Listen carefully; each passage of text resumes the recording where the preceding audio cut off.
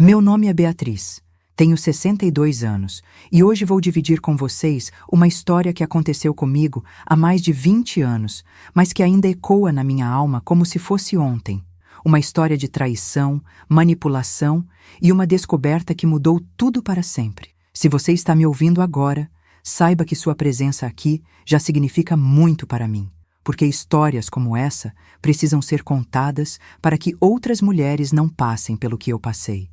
Aos poucos, com a sabedoria que apenas os anos podem trazer, fui entendendo que às vezes a vida nos coloca em situações que testam não apenas nossa força, mas nossa própria essência como ser humano. Era março de 1998, quando minha vida desmoronou completamente. Eu tinha 38 anos e o calor sufocante do Recife parecia conspirar contra mim naqueles dias, tornando cada respiração um esforço doloroso. Meu marido Tiago havia partido há apenas 8 meses, levado por um câncer agressivo que consumiu nossos sonhos, nossas economias e minha esperança em apenas 2 anos de luta. Me vi viúva, mãe de 3 filhos pequenos, Laura de 7 anos, Pedro de 5 e a pequena Ana, que mal completara 2 aninhos, e sem 1 centavo sequer para garantir que teríamos um teto sobre nossas cabeças no mês seguinte. A pensão por morte que eu recebia era uma piada cruel. R$ 220 por mês para sustentar 4 pessoas numa cidade onde o aluguel mais barato custava pelo menos 300. Eu trabalhava como costureira, pegando serviços de vizinhas e conhecidas. Mas o dinheiro nunca era suficiente. Minhas mãos viviam machucadas pelas agulhas. Meus olhos ardiam de tanto forçar a vista sob a luz fraca do abajur velho. E mesmo assim, no final do mês, a matemática cruel sempre mostrava a mesma verdade. Não dava para pagar todas as contas. Morávamos num apartamento pequeno no bairro da Torre. 2 quartos minúsculos, uma salinha que mal cabia um sofá e uma cozinha onde eu passava as madrugadas costurando enquanto as crianças dormiam.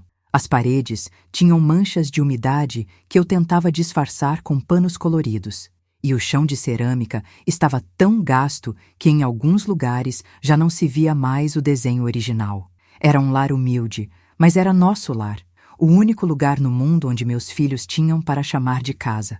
Foi numa quinta-feira que tudo começou a desandar de vez. As crianças brincavam no quintal quando ouvi a batida na porta. 3 batidas secas, autoritárias, que fizeram meu estômago se revirar antes mesmo de eu saber quem era. Ajeitei o vestido de algodão que já estava desbotado de tanto lavar, passei as mãos pelo cabelo castanho que eu mesma cortava para economizar e fui abrir a porta. Do outro lado estava Marcelo Santos, o dono do apartamento. Um homem de 48 anos, proprietário de vários imóveis na região, conhecido por sua inflexibilidade com inquilinos atrasados. Ele estava ali parado, com sua camisa social azul, marinho, sempre bem passada, e aquele perfume caro que contrastava cruelmente com o cheiro de feijão queimado que vinha da minha cozinha. Seus olhos escuros me analisaram de cima a baixo, demorando-se nas minhas sandálias velhas e no meu vestido surrado, antes de encontrarem meu rosto. Beatriz, ele disse, e sua voz grave carregava uma frieza que me fez tremer. 4 meses de atraso. Não precisava dizer mais nada. Eu sabia exatamente por que ele estava ali. As lágrimas que eu vinha segurando há semanas começaram a brotar dos meus olhos, e eu senti meu rosto queimar de vergonha. Eu sei, seu Marcelo. Me desculpe, murmurei, minha voz saindo fraca e embargada. A pensão atrasou. As crianças ficaram doentes. Eu vou conseguir pagar, só preciso de mais um tempinho. Ele entrou no apartamento sem ser convidado, fechando a porta atrás de si, e de repente minha sala pareceu ainda menor, ainda mais apertada. Tempo é dinheiro, Beatriz, e o meu tempo acabou. Ele respondeu, caminhando até o centro da sala e olhando ao redor com uma expressão que misturava desdém e algo mais, algo que me deixou profundamente desconfortável. Seus olhos percorreram cada cantinho do nosso humilde lar, desde os brinquedos espalhados no chão até a máquina de costura velha que ocupava um canto da sala. Por favor, supliquei, a voz completamente embargada agora. Não tenho para onde levar meus filhos. O que eu vou fazer? Foi então que vi algo mudar em sua expressão. A dureza do seu olhar foi substituída por uma suavidade calculada, perigosa. Ele se aproximou de mim e o cheiro do seu perfume ficou mais forte, quase enjoativo. Talvez a gente possa chegar a um acordo, ele disse, sua voz baixa, quase um sussurro que me arrepiou toda. Que tipo de acordo? Perguntei, embora uma parte de mim já soubesse a resposta, já sentisse no ar pesado da sala o que estava por vir. Ele chegou mais perto ainda, tão perto que eu podia ver as rugas ao redor dos seus olhos, sentir seu hálito no meu rosto. Você é uma mulher ainda jovem, Beatriz. Bonita, cheirosa. Eu sou um homem sozinho, divorciado há 3 anos. Você tem suas necessidades, eu tenho as minhas. E você tem uma dívida muito grande comigo. O sangue subiu ao meu rosto com tanta força que senti como se fosse desmaiar. A proposta estava ali, suja, nojenta, pendendo no ar entre nós como uma nuvem venenosa. Ele não estava falando de dinheiro. Ele estava falando do meu corpo, da minha dignidade, da única coisa que ainda me restava depois de perder tudo na vida. Eu não posso, gaguejei, recuando até minhas costas encostarem na parede. Pense bem, ele disse, sua voz mantendo aquele tom perigosamente calmo. Ou você paga o aluguel em dia, ou encontra outras formas de quitar sua dívida, ou vai ter que procurar outro lugar para morar. Com 3 crianças no meio da rua, você sabe como vai acabar. As palavras dele ecoaram na minha mente como um martelo batendo. Eu olhei para o corredor onde meus filhos brincavam, suas risadas inocentes contrastando cruelmente com a situação horrível que eu estava vivendo. A imagem deles sendo despejados, dormindo na rua, passando fome, foi como uma punhalada no meu peito. Você tem até o final da semana para me dar uma resposta, ele disse, ajeitando a gola da camisa com uma calma perturbadora. Pense no futuro das suas crianças, Beatriz. Pense no que é melhor para eles.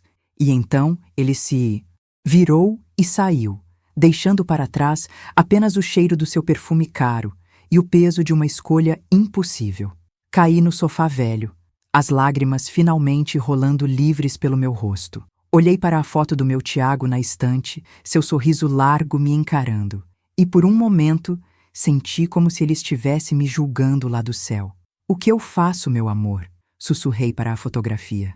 Como eu protejo nossos filhos? Posso dizer a você que está me ouvindo que nunca, em toda a minha vida, me senti tão sozinha, tão desesperada, tão pequena diante de uma situação que parecia não ter saída.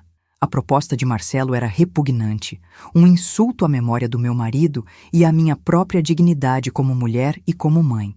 Mas a alternativa, ver meus filhos na rua, passando necessidades que eles não mereciam, era algo que eu simplesmente não conseguia aceitar. Cada olhar no espelho revelava uma mulher que eu não reconhecia mais. A comida não tinha gosto, o sono não vinha, e eu caminhava pela casa como um fantasma, tentando manter a normalidade para as crianças, enquanto por dentro eu estava se despedaçando. A proposta de Marcelo ecoava na minha mente dia e noite, não como uma ofensa, mas como a única porta de saída que eu tinha para salvar minha família da miséria completa. Na sexta-feira, véspera do prazo final, eu estava sentada na cozinha costurando um vestido de festa para uma vizinha quando Laura se aproximou de mim. Minha filha mais velha tinha apenas 7 anos, mas seus olhos já carregavam uma maturidade que me partia o coração. Mamãe, ela disse com sua vozinha doce, por que a senhora está sempre chorando? Parei a máquina na hora e a puxei para o meu colo, sentindo o cheiro dos cabelos dela, tão parecidos com os do pai. Mamãe não está chorando, meu amor. Só estou cansada. Menti, beijando o topo da cabeça dela. A tia Carmen disse que a gente pode ter que sair da nossa casa, ela continuou, e eu senti meu mundo desabar novamente. Carmen era minha vizinha de porta, uma mulher fofoqueira que sempre sabia de tudo o que acontecia no prédio. Não se preocupe com isso, minha filha. Mamãe vai resolver tudo, eu disse, tentando manter a voz firme. Mas por dentro, eu sabia que estava mentindo. Eu não tinha como resolver nada. Não tinha dinheiro, não tinha família para recorrer, não tinha mais nada além daquelas 4 paredes e da minha dignidade que agora estava sendo posta à venda. Naquela noite, depois de colocar as 3 crianças para dormir, sentei na sala escura e olhei longamente para a foto do meu Tiago. Lembrei de quando nos conhecemos, eu com apenas 22 anos, ele com 25, ambos cheios de sonhos e planos para o futuro. Ele era eletricista, trabalhava duro para sustentar nossa família e sempre dizia que eu era a mulher mais honrada que ele conhecia. Uma mulher de princípios, ele costumava falar para os amigos. E agora eu estava ali, considerando entregar esses mesmos princípios em troca de um teto para nossos filhos. O telefone tocou por volta das 10 da noite. Era Marcelo. Sua voz soou ainda mais grave através do fone velho. E então, Beatriz? Já pensou na minha proposta? Minha mão tremeu segurando o telefone. Olhei para o corredor onde meus filhos dormiam, para a foto do meu marido, para as contas acumuladas em cima da mesa da cozinha. Eu preciso de mais um tempo para pensar, consegui dizer. O tempo acabou. Ele respondeu friamente. Ou você me dá uma resposta agora, ou amanhã cedo eu trago a ordem de despejo. A decisão é sua. Fechei os olhos com força e pela primeira vez em meses, rezei. Rezei para meu marido lá no céu. Rezei para Deus. Rezei para qualquer força superior que pudesse me dar uma saída diferente. Mas quando abri os olhos, a realidade cruel ainda estava ali. As contas, a pobreza, a ameaça de despejo e 3 crianças inocentes que dependiam completamente de mim. Eu aceito, sussurrei no telefone, cada palavra saindo como um pedaço da minha alma sendo arrancado. Mas eu tenho condições. Quais condições? Ele perguntou, e eu podia ouvir o sorriso satisfeito na voz dele. Primeiro, as crianças nunca podem saber de nada. Segundo, isso acontece só quando elas não estão em casa. E terceiro, eu quero que o aluguel seja quitado por 3 meses, não só um. Houve uma pausa longa, e por um momento achei que ele fosse recusar. Mas então ele respondeu. Combinado. Amanhã à noite, 9 horas. Mande as crianças para algum lugar. Desliguei o telefone e caí de joelhos no chão da sala, chorando como não chorava desde o funeral do meu marido. Havia tomado a decisão mais difícil da minha vida. Uma decisão que me salvaria da rua, mas que me custaria um pedaço da minha alma que eu sabia que nunca mais recuperaria. O preço da sobrevivência era mais alto do que eu jamais imaginei que pudesse ser.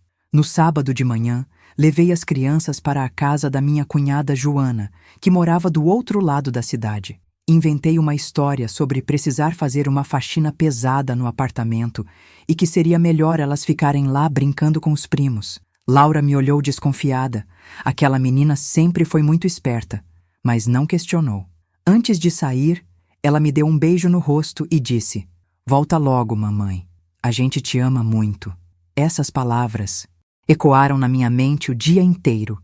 Voltei para casa e tomei o banho mais longo da minha vida. Esfregei a pele com uma força desnecessária, como se pudesse lavar antecipadamente a sujeira que sentia que estava para me contaminar. Passei uma loção barata de erva doce que tinha ganhado no Natal, uma fragrância suave que Tiago sempre disse que combinava comigo. A ironia era cruel, me arrumando com o perfume que meu marido amava para receber outro homem. Escolhi um vestido simples, de algodão azul claro, nada provocante, nada que pudesse ser interpretado como sedução. Eu não estava tentando agradar Marcelo, estava apenas cumprindo um acordo comercial. Pelo menos era assim que eu tentava enxergar a situação para não enlouquecer completamente. Fiquei descalça, não por sensualidade, mas porque meus pés estavam inchados de tanto trabalhar em pé na máquina de costura. Às 9 em ponto, a campainha tocou. Meu coração disparou, mas minhas mãos não tremeram quando abri a porta. Marcelo estava diferente. Havia trocado a camisa social por uma camiseta polo branca e uma calça jeans. Parecia mais novo, menos intimidador, mas seus olhos tinham a mesma frieza calculista de sempre. "Boa noite, Beatriz", ele disse, entrando sem ser convidado. "Você está bonita hoje." "Obrigada", respondi automaticamente, fechando a porta. O silêncio que se seguiu foi ensurdecedor. Ele caminhou pela sala, observando tudo com um olhar possessivo que me fez sentir como se eu já não fosse mais dona nem do meu próprio espaço. "Relaxe", ele disse, notando minha tensão. "Eu não sou um monstro, não vou te machucar." Mas suas palavras não me tranquilizaram. Pelo contrário, me fizeram lembrar que eu estava completamente à mercê dele. Ele se aproximou e colocou as mãos nos meus ombros. Eram mãos grandes, calejadas, que cheiravam a sabonete caro. Você fez a escolha certa. Ele sussurrou no meu ouvido. Suas crianças vão ter um lar seguro. Isso é o que importa. E então ele me beijou. Foi um beijo frio, técnico, que não despertou absolutamente nada em mim, além de uma vontade desesperada de que tudo aquilo acabasse logo. O resto daquela noite foi um borrão de sensações que eu preferia esquecer. Fechei os olhos e pensei nos meus filhos, no sorriso deles, nas brincadeiras, em qualquer coisa que me transportasse para longe daquele momento. Quando tudo terminou, ele se vestiu em silêncio e colocou uma quantia em dinheiro em cima da cômoda do meu quarto. 3 meses de aluguel, ele disse simplesmente. Nos vemos no próximo mês. Depois que ele saiu, fiquei muito tempo debaixo do chuveiro, deixando a água quente queimar minha pele. Mas por mais que eu me lavasse, ainda sentia o cheiro dele, ainda sentia o peso das suas mãos, ainda ouvia suas palavras ecoando na minha mente. Naquela noite descobri que existem tipos de sujeira que água e sabão não conseguem limpar. Evidência silenciosa do que havia acontecido. 3 meses de aluguel que garantiriam um teto para meus filhos, mas que tinham custado um pedaço da minha alma. Peguei as notas com as mãos trêmulas e as guardei numa gaveta, junto com as poucas joias que ainda restavam da minha vida anterior. Era dinheiro sujo, mas era também a única coisa que estava entre meus filhos e a rua. Os dias seguintes passaram num ritmo estranho. Externamente, tudo parecia normal. Levava as crianças para a escola, buscava serviços de costura, preparava as refeições, ajudava com os deveres de casa. Mas por dentro, eu me sentia como uma atriz representando o papel de uma mulher que eu não era mais. Cada sorriso para meus filhos parecia forçado. Cada beijinho de boa noite carregava o peso da culpa que eu sentia por ter feito o que fiz. Laura, sempre a mais observadora, começou a notar que algo estava diferente. Mamãe, por que a senhora não canta mais enquanto costura? Ela perguntou. Numa tarde de quinta-feira. Era verdade. Eu costumava cantar pequenas canções enquanto trabalhava, músicas que Tiago gostava, melodias que tornavam o trabalho mais leve. Mas agora, o silêncio da casa parecia refletir o vazio que eu sentia por dentro. Mamãe só está cansada, meu amor, respondi, puxando-a para perto de mim. Sentia o cheiro dos cabelos dela, tão doce, tão inocente, e pensava como ela ficaria se soubesse o que a mãe havia feito para manter aquele apartamento. A culpa era como um peso no meu peito, uma pedra que eu carregava para onde quer que fosse. 3 semanas depois daquele primeiro encontro, Marcelo apareceu novamente. Dessa vez ele não bateu na porta com a mesma autoridade de proprietário cobrando aluguel. Ele tocou a campainha suavemente, como um visitante comum. Quando abri, ele estava segurando uma sacola de papel. Trouxe uns docinhos para as crianças, ele disse, e sua voz tinha uma suavidade que eu não conhecia. Beijinho de coco. Comprei numa confeitaria nova que abriu na Boa Vista. Fiquei sem palavras. Aquele gesto tão simples, tão normal, contrastava completamente com a natureza sórdida do nosso acordo. As crianças correram até a porta quando ouviram falar em doces, e pela primeira vez vi Marcelo sorrir de verdade. Pedro, meu filho do meio, puxou a barra da camisa dele. Obrigado, tio, disse com aquela espontaneidade das crianças. O senhor é bonzinho. A palavra bonzinho soou como uma bofetada nos meus ouvidos. Se aquela criança soubesse a verdade sobre aquele homem, sobre o preço que sua mãe estava pagando para que ele pudesse comer aqueles doces. Mas Marcelo se ajoelhou na altura do Pedro e bagunçou seus cabelos. De nada, campeão. Estuda bastante, viu? E por um momento, apenas por um momento, ele não pareceu o homem que estava me chantageando. Pareceu apenas um homem solitário que gostava de crianças. Naquela noite, depois que coloquei meus filhos para dormir, Marcelo ficou mais tempo na sala. Não foi direto para o quarto como da primeira vez. Ele se sentou no meu sofá velho e perguntou sobre minha vida. Como você e seu marido se conheceram? Quis saber. A pergunta me pegou desprevenida.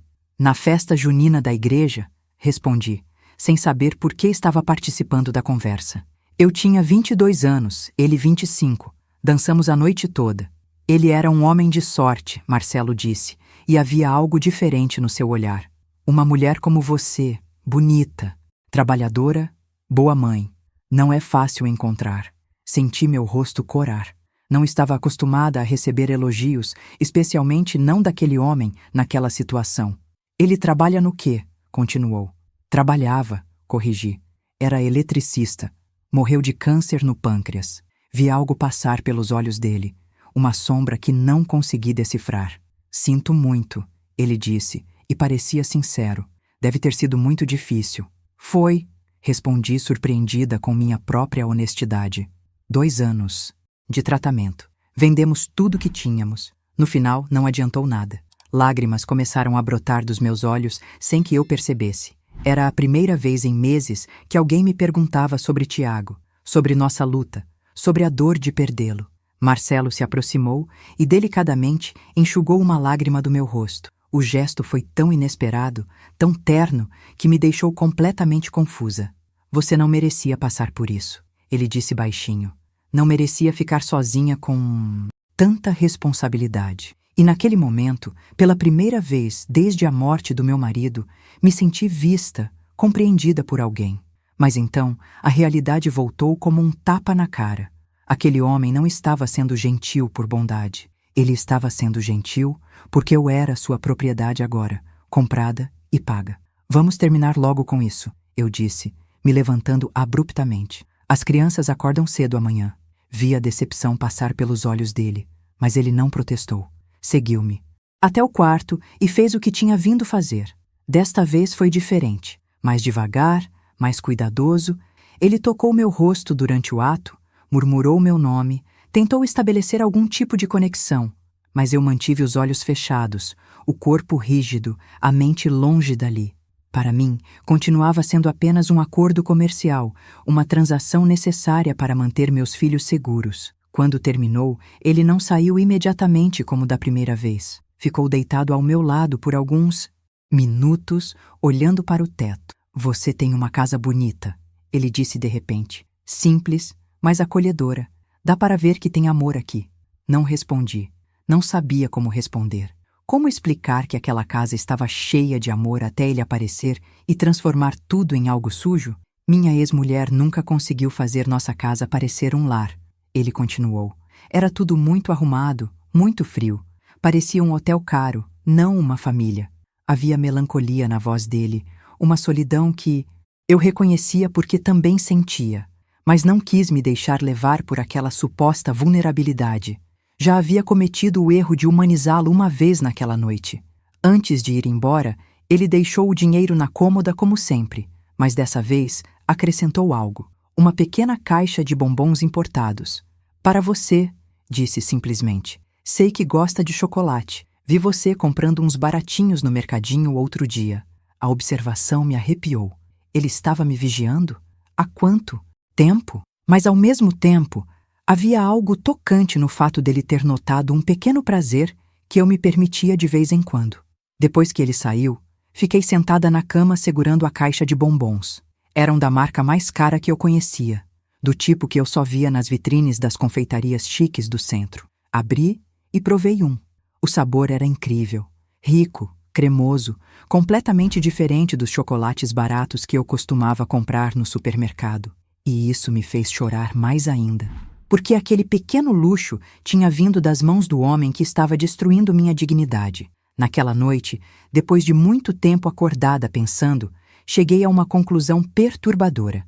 Marcelo não era o monstro que eu imaginava. Ele era algo muito mais perigoso. Era um homem solitário que estava tentando comprar não apenas meu corpo, mas minha companhia, meu afeto, talvez até meu amor. E o mais assustador de tudo era que uma parte pequena e desesperada de mim estava começando a responder a essa tentativa, imperceptível.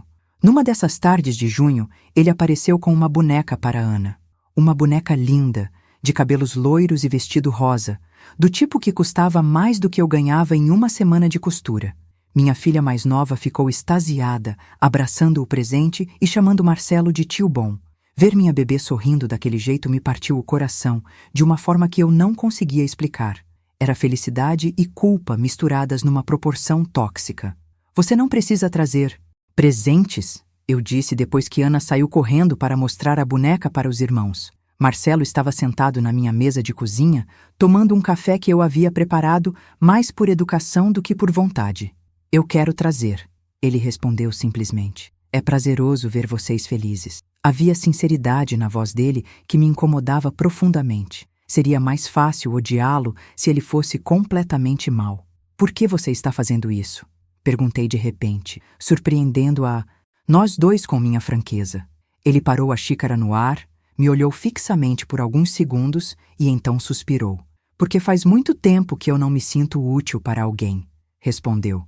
Minha ex-mulher me deixou por um homem mais novo. Meus pais morreram há 3 anos. Não tenho filhos. Minha vida é trabalhar e voltar para casa vazia todas as noites. A confissão me pegou desprevenida. Pela primeira vez eu estava vendo Marcelo não como meu chantagista, mas como um homem solitário, que havia encontrado uma família disfuncional onde ele podia fingir que pertencia. Isso não justifica o que você fez comigo, disse, tentando manter minha raiva acesa. Eu sei, ele admitiu. Sei que o que fiz foi errado, mas não posso voltar atrás e, sinceramente, não quero. E se essa mensagem estiver tocando algo dentro do seu coração, considere com carinho apoiar essa entrega clicando em "Valeu demais". É graças a esse gesto que conseguimos continuar trazendo mensagens como "Essa para quem mais precisa". É um apoio que faz a diferença na luz que compartilhamos aqui. O verão chegou trazendo consigo uma mudança inesperada na nossa dinâmica. Marcelo começou a ficar para o jantar depois dos nossos encontros. A princípio eu me opunha, mas ele argumentava que seria estranho sair imediatamente, que as crianças poderiam desconfiar. E tinha razão. Laura já estava fazendo perguntas sobre por que o tio Marcelo visitava tanto nossa casa.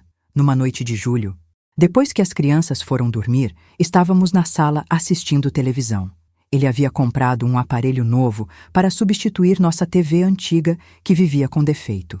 A programação mostrava um filme romântico e, num momento particularmente emotivo, senti lágrimas escorrendo pelo meu rosto. Era uma cena onde o protagonista consolava a mulher depois de uma perda e me lembrou dolorosamente do meu Tiago. Marcelo notou minhas lágrimas e, sem dizer nada, se aproximou e me abraçou. Foi um abraço diferente de todos os toques que havíamos compartilhado antes. Não era sexual, não era possessivo, era apenas consolador. Por um momento me permiti relaxar naqueles braços, fingir que era normal ter alguém para me consolar quando a saudade apertava. Você ainda o ama muito, ele disse baixinho, e não era uma pergunta. Sempre vou amar, respondi honestamente. Ele foi o amor da minha vida. Esperava que Marcelo ficasse com ciúmes ou irritado, mas em vez disso ele apenas assentiu. Eu sei, e não estou tentando substituí-lo. Só quero cuidar de vocês, do meu jeito. Havia uma vulnerabilidade na voz dele que me desarmar ou completamente. Naquela noite, pela primeira vez, quando fomos para o quarto, não fechei os olhos. Olhei para o rosto dele, vi a intensidade no seu olhar, senti a gentileza em suas mãos. E pela primeira vez desde que tudo começou, meu corpo respondeu de uma forma que não era apenas submissão. Era algo mais complexo, mais confuso, algo que me encheu de culpa e alívio ao mesmo tempo. Depois, enquanto ele se vestia, ele parou e se virou para mim. Beatriz, disse, a voz hesitante. Eu gostaria de te levar para jantar fora algum dia. Um restaurante bonito, como um encontro de verdade. A sugestão me deixou sem palavras. Um encontro? Como se fôssemos um casal normal. Como se não houvesse dinheiro envolvido, chantagem, acordos sórdidos. Eu não sei, respondi sinceramente. Seria estranho. Por quê? Ele perguntou sentando na beirada da cama. Porque sabemos como isso começou. Porque existe dinheiro no meio. Porque você me forçou a isso. As palavras saíram mais duras do que eu pretendia. E vi algo se quebrar no rosto dele. Você está certa, admitiu. Mas as coisas mudaram. Não mudaram? Pelo menos para mim mudaram. E tinha mudado. Eu tinha que admitir. Não era mais apenas sexo transacional. Havia conversas, carinhos, momentos de genuína intimidade. Havia presentes para as crianças, concertos na casa, pequenas gentilezas que tornavam nossa vida mais fácil. Havia, ouso dizer, uma espécie de carinho crescendo entre nós, ainda que nascido de circunstâncias terríveis. Pense no convite. ele disse antes de sair. Não como parte do nosso acordo, só como uma possibilidade. Depois que ele saiu, fiquei muito tempo acordada pensando.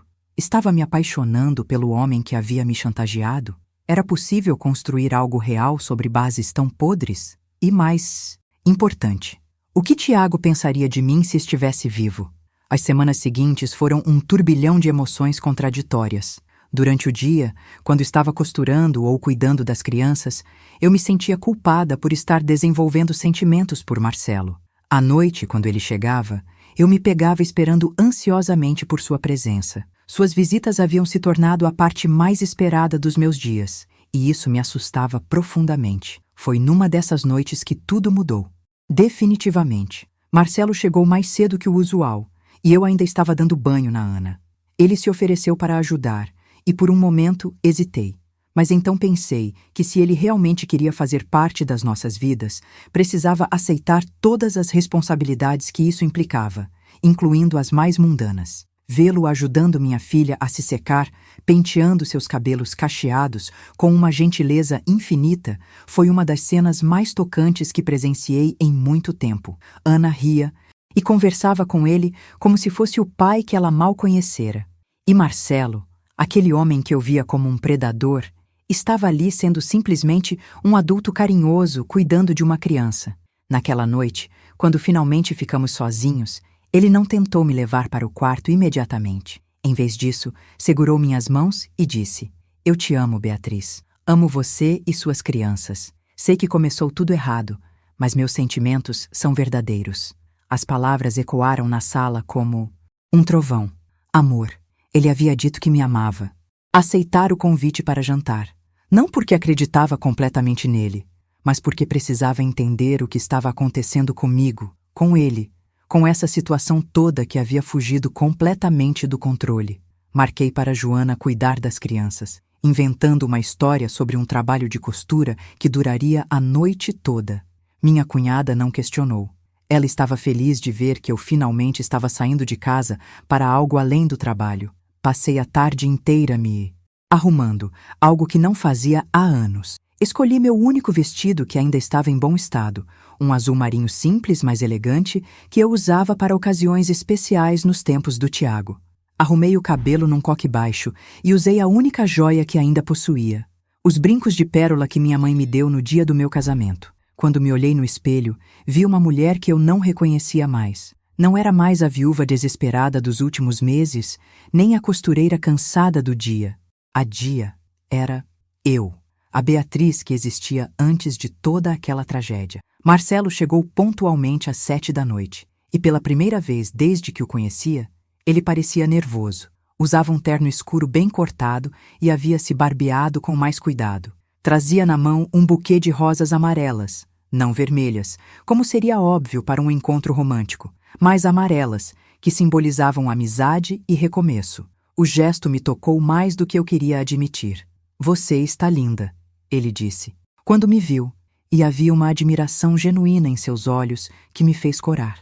"Obrigada", respondi, pegando minha bolsa pequena. Era estranho estar saindo com ele sem o peso do nosso acordo pairando sobre nós. Quase conseguia fingir que éramos duas pessoas normais indo para um encontro normal.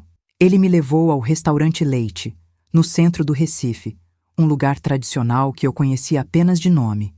Era o tipo de estabelecimento onde Tiago sempre sonhou em me levar para comemorar alguma conquista especial que nunca chegou. As mesas tinham toalhas brancas impecáveis, a iluminação era suave, e o ambiente respirava uma elegância que me fez sentir completamente fora do meu elemento. "Nunca estive num lugar assim", admiti enquanto ele afastava a cadeira para eu me sentar. "Nem eu, há muito tempo", ele respondeu. "Queria que nossa primeira saída fosse especial." Primeira saída. As palavras implicavam que haveria outras, que aquilo era o início de algo novo entre nós. Parte de mim se assustou com a ideia, mas outra parte, uma parte que eu tentava silenciar, se animou com a possibilidade. Durante o jantar, conversamos como nunca havíamos conversado antes. Ele me contou sobre sua infância em Olinda, sobre os negócios que construiu sozinho, sobre o casamento que terminou porque ele trabalhava demais e sua ex-mulher se sentia negligenciada. Sempre achei que dinheiro e sucesso eram suficientes, disse enquanto cortava o salmão. Só descobri que estava errado quando perdi tudo o que realmente importava. Falei sobre meus sonhos antigos, sobre como queria ter uma pequena loja de roupas infantis, sobre as viagens que Tiago e eu planejávamos fazer quando as crianças crescessem. Era libertador falar sobre esperanças e projetos depois de tanto tempo focada apenas na sobrevivência. Por algumas horas, consegui esquecer como tudo havia começado entre nós. Beatriz, ele disse quando o garçom trouxe a sobremesa. Eu sei que nossa história começou de forma terrível. Sei que te machuquei, que abusei da sua situação. Não posso desfazer isso, mas posso tentar construir algo novo a partir de agora. Algo limpo, honesto. Suas mãos encontraram as minhas sobre a mesa. Deixa eu te conquistar de verdade. Deixa eu provar que posso ser mais do que aquele homem terrível que bateu na sua porta há alguns meses. Olhei para aquelas mãos, segurando as minhas. Mãos que haviam me tocado com posse, com desejo, com chantagem. Mas também mãos que haviam secado lágrimas da Ana, que haviam consertado o chuveiro quebrado do nosso banheiro, que haviam segurado meu rosto com uma ternura que eu não sentia há anos. Eu não sei se consigo esquecer como começou, disse honestamente. Eu não estou pedindo para esquecer, ele respondeu. Só estou pedindo uma chance de mostrar quem eu posso ser para você e para suas crianças. Na volta para casa, o clima entre nós estava diferente. Não era mais a tensão do acordo comercial, nem o desconforto da chantagem. Era algo mais leve, mais esperançoso. Quando chegamos ao prédio, ele me acompanhou até a porta do apartamento, mas não fez menção de entrar. Obrigado pela noite, disse, beijando delicadamente minha testa. Foi a noite mais feliz que tive em anos. Depois que ele saiu, fiquei sentada na sala vazia, tentando processar o que havia acontecido. Pela primeira vez em meses, havia passado uma noite inteira com Marcelo sem que houvesse sexo envolvido. Não havia dinheiro mudando de mãos, não havia acordos implícitos. Havia sido apenas um homem e uma mulher se conhecendo melhor, compartilhando uma refeição e uma conversa. Havia sido um encontro de verdade. As semanas seguintes trouxeram uma mudança gradual na nossa dinâmica. Marcelo continuava aparecendo regularmente, mas agora suas visitas se pareciam mais com as de um namorado do que com as transações comerciais do início. Ele ajudava Pedro com os deveres de matemática, brincava de boneca com Ana, conversava sobre livros com Laura, que havia começado a ler vorazmente. Ver meus filhos se afeiçoando a ele me enchia de uma alegria que eu não sabia se tinha o direito de sentir. Eles haviam perdido o pai tão cedo, e agora tinham uma figura masculina presente, carinhosa, que se preocupava genuinamente com eles. Marcelo nunca tentou se impor como substituto do Tiago. Ele respeitava a memória do meu marido e sempre falava dele com carinho quando as crianças faziam perguntas. Uma noite, depois que as crianças dormiram, estávamos na sala assistindo televisão quando Marcelo se virou para mim com uma expressão séria. Beatriz, eu preciso te contar uma coisa, algo sobre o passado. Meu coração disparou. Havia algum segredo terrível que ele estava escondendo? O que é? Perguntei, preparando-me para o pior. Minha ex-mulher não me deixou por outro homem. Ele começou, a voz baixa e carregada de culpa. Ela me deixou. Porque eu tive um caso, com a secretária da empresa. Foi um erro terrível, que durou apenas alguns meses, mas ela descobriu. Ele olhou para suas mãos. Eu destruí meu casamento por causa de uma aventura estúpida. E quando ela me deixou, quando fiquei sozinho, eu me tornei uma pessoa amarga, ressentida. A confissão me deixou em silêncio. Então ele havia traído a esposa? Era um homem capaz não apenas de chantagem, mas também de infidelidade? Por que está me contando isso? Perguntei. Porque quero que você me conheça completamente, ele respondeu. Os meus erros, meus defeitos, minha capacidade de magoar as pessoas que amo. Quero que você saiba quem eu fui para poder decidir se consegue aceitar quem eu estou tentando ser. Fiquei muito tempo em silêncio, processando aquela informação. Marcelo esperou pacientemente, sem tentar me pressionar a responder. Finalmente disse: todo mundo comete erros. O que importa é o que fazemos depois. E o que você fez depois? Ele perguntou. Você se tornou alguém capaz de chantagear uma viúva desesperada, respondi sem piedade. Ele baixou a cabeça, aceitando a crítica. Sim, me tornei alguém que eu mesmo não reconhecia, até conhecer você e suas crianças. Pela primeira vez, comecei a ver nele não apenas o homem que me chantageou, mas alguém que estava genuinamente tentando se redimir. Os meses seguintes foram os mais confusos da minha vida. Marcelo continuou cumprindo sua parte do acordo original. O dinheiro aparecia religiosamente na minha conta todo mês, mas nossa relação havia evoluído para algo completamente diferente. Ele passava os domingos conosco, levava as crianças ao parque, ajudava com as compras do mês. Gradualmente, ele foi se tornando parte da nossa rotina, da nossa família. Laura, sempre a mais observadora, começou a fazer perguntas mais diretas. Mamãe, o tio Marcelo é seu namorado? Perguntou numa manhã de outubro enquanto tomávamos café. Quase engasguei com o café. Como explicar para uma criança de 7 anos a complexidade da nossa situação? Por que você pergunta isso, minha filha? Tentei ganhar tempo. Porque ele te olha do mesmo jeito que o papai olhava nas fotos. Ela respondeu com a clareza brutal das crianças. A observação de Laura me assombrou por dias. Era verdade? Marcelo me olhava com amor? E mais importante, como eu me sentia em relação a ele agora? A resposta era mais complicada do que eu queria admitir. Havia momentos em que esquecia completamente como nossa história havia começado. Momentos em que me sentia genuinamente feliz em sua companhia. Mas também havia momentos em que a culpa me consumia. Quando olhava para a foto do Tiago e sentia que estava traindo sua memória. Foi numa noite de novembro que tudo veio à tona. Estávamos na cozinha lavando a louça do jantar quando Marcelo de repente se virou para mim e disse: "Casa comigo, Beatriz." A frase saiu tão de surpresa que deixei um prato cair no chão, onde se espatifou em 1000 pedaços. "O quê?" consegui balbuciar. "Casa comigo", ele repetiu, ajoelhando no meio dos cacos de louça. "Eu te amo. Amo suas crianças. Quero cuidar de vocês para sempre, de verdade desta vez." Tirou uma pequena caixa de veludo do bolso. Dentro havia um anel simples, mas bonito, com um diamante pequeno que brilhava sob a luz da cozinha. "Sei que começamos tudo errado", continuou, ainda ajoelhado. "Sei que te machuquei de uma forma que talvez nunca possa ser perdoada completamente. Mas também sei que encontrei em vocês a família que sempre quis ter. Deixa eu passar o resto da minha vida compensando meus erros. Deixa eu ser o pai que Pedro e Ana nunca tiveram, o padrasto que Laura merece, o marido que você deveria ter." Fiquei paralisada, olhando para aquele homem ajoelhado na minha cozinha simples, entre os cacos de um prato barato, me oferecendo uma vida que eu jamais sonhei que pudesse ter novamente. Lágrimas começaram a escorrer pelo meu rosto, mas não sabia se eram de alegria ou de desespero. "Eu preciso de tempo para pensar", consegui dizer. "Quanto tempo você quiser", ele respondeu, fechando a caixa e se levantando. "Mas saiba que minha proposta é séria. Quero construir uma vida de verdade com vocês." Ah, meus queridos que estão me ouvindo, se vocês pudessem ver a luta que acontecia dentro do meu coração naqueles dias, era como se 2 mulheres diferentes estivessem brigando dentro de mim. Uma era a viúva fiel, que ainda amava profundamente o marido morto e via qualquer relacionamento novo como uma traição à sua memória. A outra era a mulher solitária que havia redescoberto a possibilidade de ser amada, de ter companhia, de dar uma família completa aos seus filhos.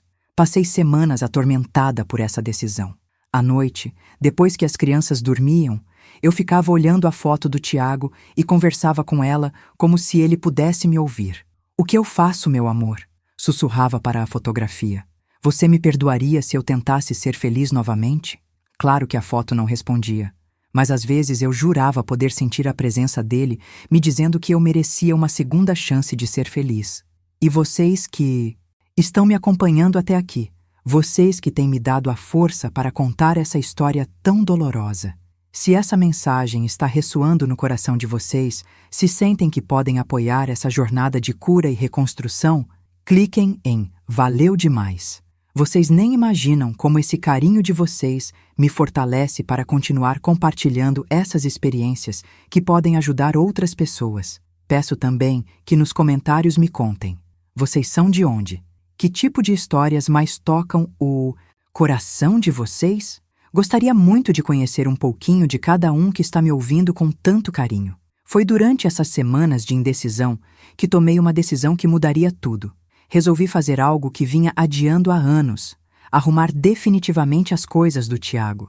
Havia uma caixa no alto do guarda-roupa com documentos, fotos e papéis pessoais dele que eu nunca havia tido coragem de mexer. Sentia que era hora de fazer as pazes com o passado para poder abraçar o futuro. Numa tarde de sábado, enquanto as crianças brincavam na casa da vizinha, subi numa cadeira e trouxe a caixa para a sala.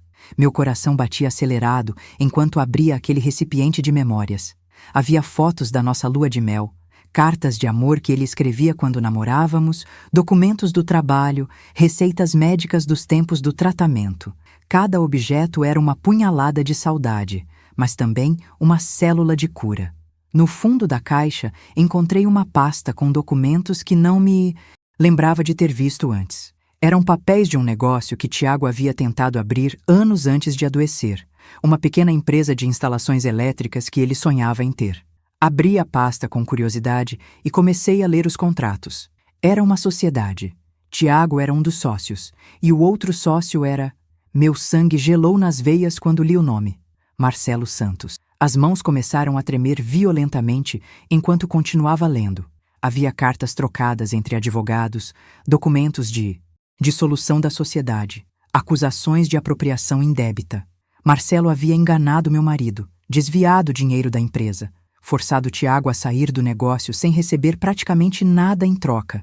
O documento final, assinado apenas 6 meses antes do Tiago adoecer, mostrava que ele havia perdido todas as economias que havia investido na empresa. Tudo se encaixou com a clareza cruel de um pesadelo.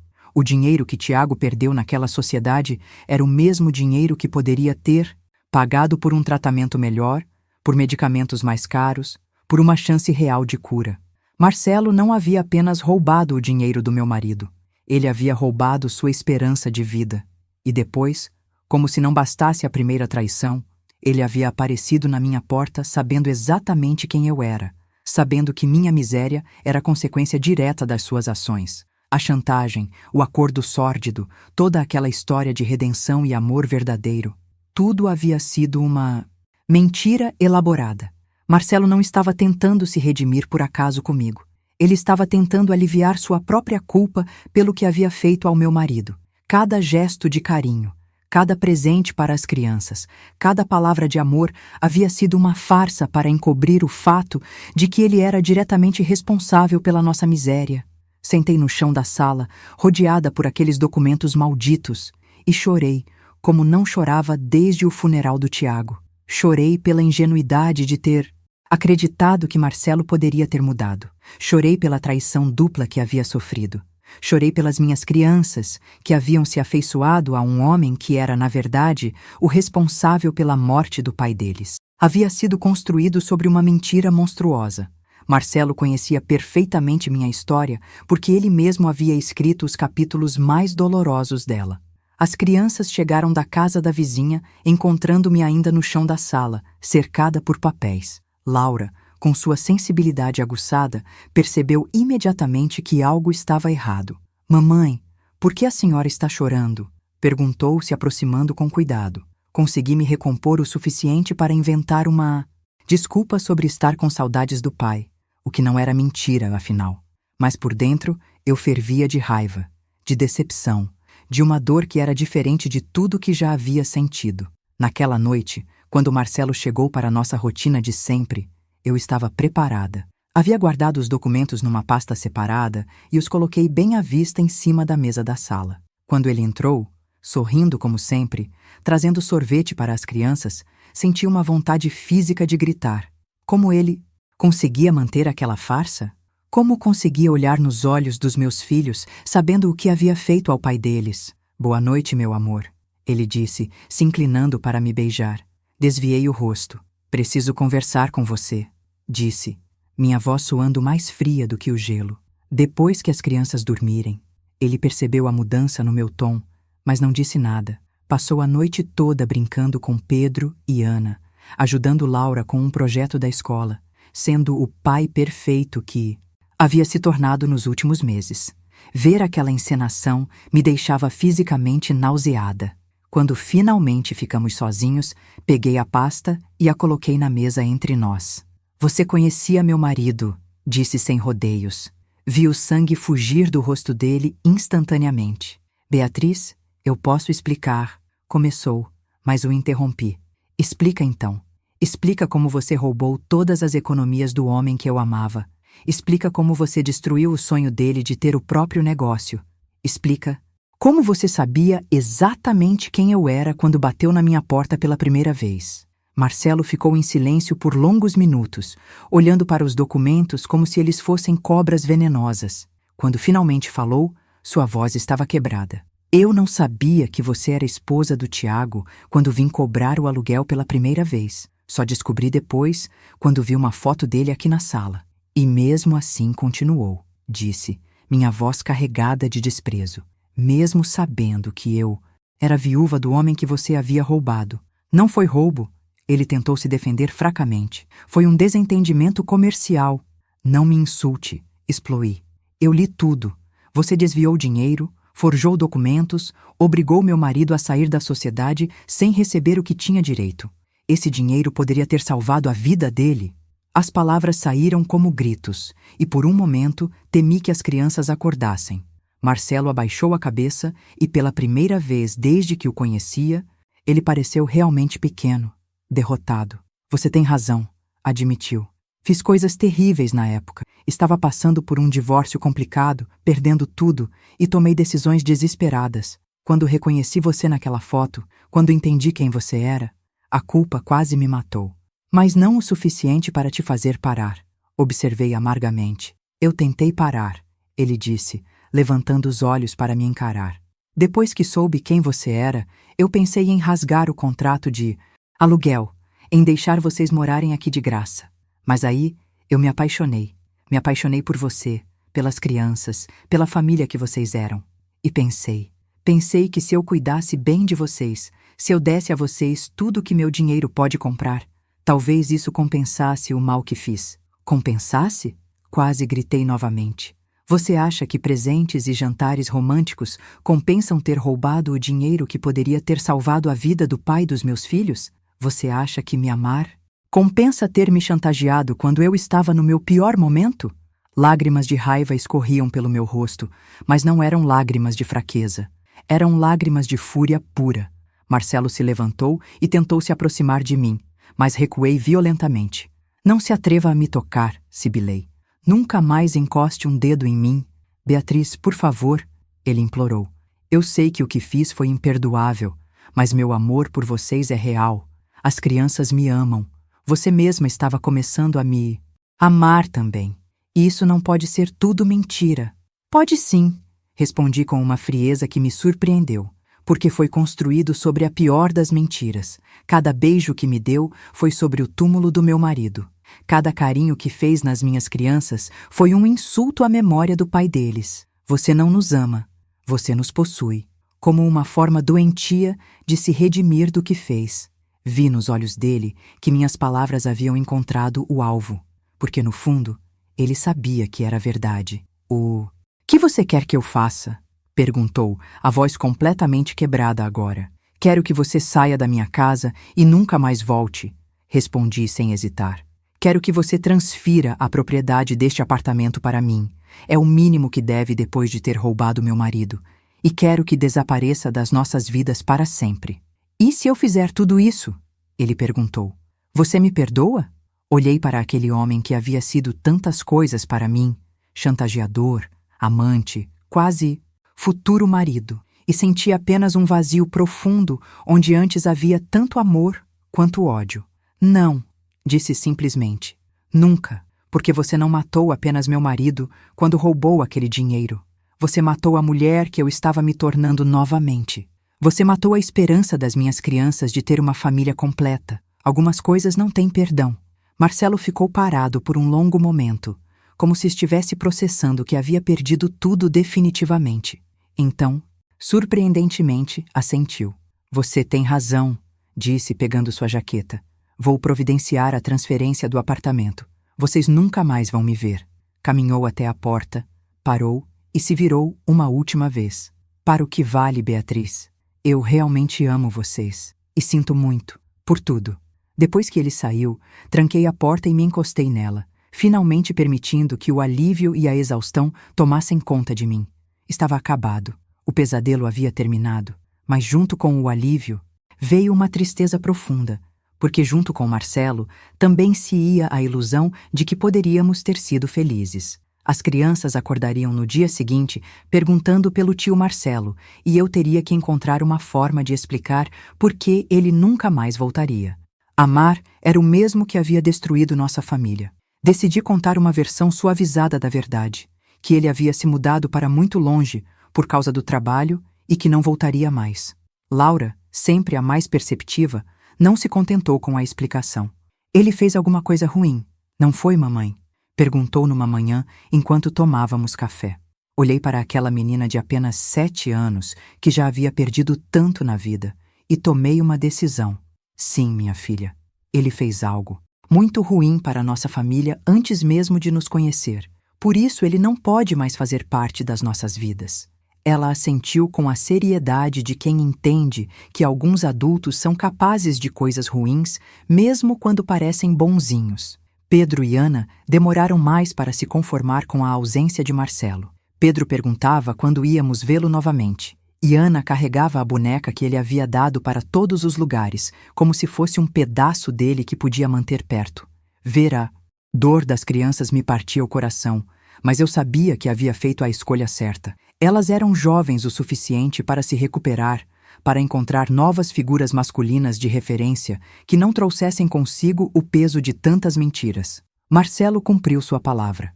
2 semanas depois da nossa conversa final, recebi uma ligação do cartório informando que o apartamento havia sido transferido para meu nome. Junto com os documentos, havia uma carta simples. Para Beatriz e as Ambaitme. Crianças, este apartamento sempre foi mais de vocês do que meu. Que sejam felizes aqui. M. Não havia drama, não havia súplicas por perdão, apenas o reconhecimento de que algumas pontes, quando queimadas, não podem ser reconstruídas. Com a casa finalmente nossa, pude respirar aliviada pela primeira vez em anos. Não haveria mais ameaças de despejo, não haveria mais a humilhação de depender da generosidade de alguém. Era uma sensação estranha, mas libertadora, saber que tínhamos um lar de verdade. Comecei a fazer pequenas reformas com o dinheiro que sobrava do que Marcelo havia depositado. Pintei as paredes, comprei móveis novos, transformei aquele espaço num verdadeiro lar para minha família. Mas nem tudo foi fácil no período que se seguiu. Havia noites em que me pegava sentindo falta de Marcelo, não do homem que havia me chantageado, mas do homem carinhoso que ele havia se mostrado nos últimos meses. Sentia falta das conversas, da companhia adulta, da sensação de ter alguém dividindo as responsabilidades comigo. Era confuso sentir saudades de alguém que eu também odiava profundamente. Foi minha cunhada Joana quem me ajudou a colocar os sentimentos em perspectiva. Beatriz, ela disse numa tarde em que eu estava particularmente melancólica. Você não está sentindo falta do Marcelo. Você está sentindo falta de ter alguém. E isso é normal. Você é uma mulher jovem, bonita, que merece companhia e amor. Só não pode ser dele. Ela tinha razão, claro. A solidão havia sido mascarada pela presença de Marcelo. Mas agora que ele havia ido embora, eu precisava aprender a lidar com ela de forma saudável. Comecei a me reconectar com antigas amizades que havia negligenciado durante os anos difíceis. Voltei a participar dos grupos da igreja, levei as crianças para passeios no parque, aceitei convites para almoços e festas que antes recusava por não ter dinheiro ou energia emocional. Aos poucos, fui reconstruindo uma vida social que não dependia de segredos ou acordos sórdidos. Também voltei a sonhar profissionalmente. Com a segurança de ter nossa casa própria, pude investir em equipamentos melhores para meu trabalho de costura. Comprei uma máquina nova, mais moderna, e comecei a aceitar encomendas mais elaboradas. Minha reputação como costureira cresceu no bairro, e logo estava ganhando o suficiente não apenas para sustentar a família, mas também para fazer algumas economias. 1 ano depois da saída definitiva de Marcelo, algo inesperado aconteceu. Estava na feira comprando verduras quando uma mulher se aproximou de mim. "Você é a Beatriz, não é?" perguntou. "Esposa do Tiago Almeida?" confirmei, intrigada. Eu sou Carmen, era secretária da empresa onde seu marido trabalhava como terceirizado. Sempre quis encontrá-la para contar uma coisa. Carmen me contou que pouco antes de morrer, Tiago havia descoberto alguns documentos que provavam irregularidades nos negócios de Marcelo. Ele estava juntando evidências para processar o ex-sócio e recuperar pelo menos parte do dinheiro roubado, mas a doença progrediu muito rápido e ele não teve tempo de finalizar o processo. Ele deixou tudo organizadinho numa pasta, ela disse. Falou que se alguma coisa acontecesse com ele, era para eu procurar você e entregar. Só não sabia onde encontrá-la. A pasta que Carmen me entregou continha não apenas as evidências que Tiago havia coletado, mas também uma carta, dirigida a mim. Minha amada Beatriz, dizia a carta escrita com a caligrafia trêmula dos últimos dias de vida dele. Se você está lendo isso, é porque eu não consegui terminar o que comecei, mas quero que saiba que o dinheiro que perdemos pode ser recuperado. Não desista. Lute pelos nossos filhos. Lute pela justiça. E quando tudo terminar, permita-se ser feliz novamente. Você merece amor verdadeiro, não as mentiras que eu descobri sobre aquele homem. Ler aquelas palavras foi como receber uma última bênção do meu marido. Ele sabia. Ele havia descoberto quem realmente era Marcelo e estava tentando proteger nossa família mesmo depois da morte. Com as evidências que ele havia coletado, procurei um advogado e movemos uma ação contra Marcelo. O processo durou quase 2 anos, mas no final conseguimos recuperar uma quantia significativa, o suficiente para garantir o futuro das crianças e abrir a pequena loja de roupas infantis que sempre foi meu sonho. Hoje, 5 anos depois de tudo que aconteceu, posso dizer que encontrei a paz. Minha loja prosperou. As crianças cresceram fortes e saudáveis, e eu aprendi a ser feliz sozinha, sem sentir que isso era uma traição à memória do Tiago. Ainda uso minha aliança de casamento, não porque não consegui superar o luto, mas porque escolho honrar o amor verdadeiro que vivemos juntos. Às vezes ainda penso no Marcelo, especialmente quando leio sobre casos semelhantes nos jornais. Não sei onde ele está, ou o que faz da vida, e sinceramente não me importo. Ele foi um capítulo doloroso da minha história, mas não foi o capítulo final. Aprendi que é possível sobreviver à traição mais cruel, à chantagem mais sórdida, à desilusão mais profunda e ainda assim encontrar força para recomeçar. Para vocês que me acompanharam até aqui com tanto carinho e paciência, meus queridos ouvintes, que me deram forças para reviver essa história tão dolorosa, eu quero agradecer de coração. Sei que não foi fácil escutar tudo isso, mas acredito que nossa experiência pode ajudar outras mulheres que estão passando por situações similares. Se essa história tocou vocês de alguma forma, se viram nela um pouco das suas próprias lutas, eu gostaria muito que vocês se inscrevessem no nosso canal. Não apenas para apoiar nosso trabalho, mas para fazer parte desta comunidade de pessoas que acredita na força da superação. E, por favor, nos comentários, contem suas próprias histórias. Compartilhem suas experiências de recomeço, de superação, de momentos em que tiveram que escolher entre a dignidade e a facilidade. Vocês não imaginam como essas trocas podem ser curativas, tanto para quem conta quanto para quem ouve. Que lições vocês tiraram desta história? O que ela despertou em vocês? Lembrem-se sempre, não importa quão escura pareça a noite, não importa quão impossível pareça a situação, sempre existe uma saída digna. Às vezes, essa saída exige coragem. Às vezes, exige sacrifício. Às vezes, exige que enfrentemos verdades que preferíamos ignorar. Mas quando encontramos essa saída e a seguimos com determinação, descobrimos que somos muito mais fortes do que imaginávamos. A vida me ensinou que nem todo amor vale a pena ser vivido, que nem toda segunda chance merece ser dada, e que às vezes dizer não é o maior ato de amor próprio que podemos praticar. Mas também me ensinou que depois da tempestade mais violenta, sempre vem a calmaria. E quando ela vem, encontramos a nós mesmos mais sábios, mais resilientes e infinitamente mais gratos pela paz que conquistamos. Obrigada por me permitirem dividir com vocês esta jornada. Até a próxima história, que seja ela de vitória e superação.